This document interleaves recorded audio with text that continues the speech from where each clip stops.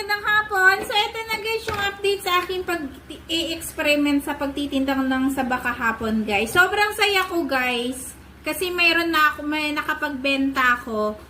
At bibili ako ulit ng saba ngayon guys para pambenta ko naman bukas. So, yung 15 pieces ko guys, may utang lang siya na 100 pesos pa rin. So, bukas ko pa siya masisingil. Kaya guys, bibili ulit ako ngayon ng saba. So, ito yung napagbentahan ko guys. Yan.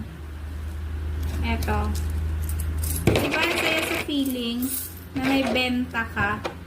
Ang sarap sa feelings guys. Sobrang saya ko talaga. Kaya, bibili ulit ako ngayon ng saba bukas para magtinda bukas. So guys, samahan nyo ako sa aking journey sa pagtitinda ko ng saba guys. Kung hanggang saan ako makakarating sa aking pagtitinda ng saba guys. Thank you! Thank you sa support. Thank you for watching guys. Samahan nyo ako palagi sa aking mga video. Maraming salamat sa support guys. More blessing to you. Sa lahat ng mga manonood, maraming salamat po.